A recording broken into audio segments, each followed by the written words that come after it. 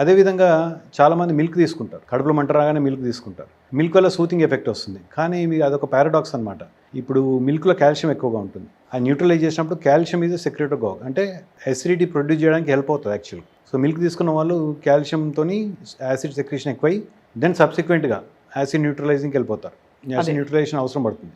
So ఇవన్నీ కూడా carbohydrate drink వల్ల టెంపరీ రిలీఫ్ వస్తుంది. ఈ ఎఫర్వెసెన్స్ వల్ల గ్యాస్ అనేది బయటకు వచ్చేసి రిలీఫ్ వస్తుంది. But it won't cure any disease. ఇప్పుడు అల్సర్స్ కానీ ఏమైనా ఉన్నట్టయితే, గ్యాస్ట్రైటిస్ ఉన్నట్టయితే దానికి ఇది రిలీఫ్ ఇవ్వదు. Temporary problem. But the question is, ఎవరైనా తరచుగా యూజ్ చేసినట్టయితే ఎందుకు అవసరం వస్తుంది అనేది ఇంపార్టెంట్. సో ఎక్కువ తరచుగా తీసుకోకూడదు అనేది మీ సూచన. అబ్సల్యూట్లీ ఇన్వెస్టిగేట్ చేసుకోవాలి. పిల్లలకి ఇవ్వచ్చా సార్ ఇది? పిల్లలు కూడా 12 ఏళ్ళలో పిల్లలకి మామూలుగా ఏది ఇవ్వద్దంటారు.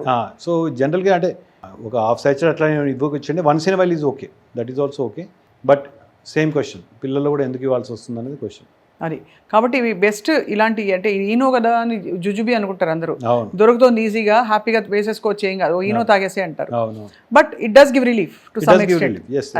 ఎఫర్వెసెన్స్ ఉంటుంది, ప్లస్ యాసిడ్ న్యూట్రలైజ్ అవుతుంది. బట్ ఎందుకు అవసరం వస్తుందని ఇంపార్టెంట్.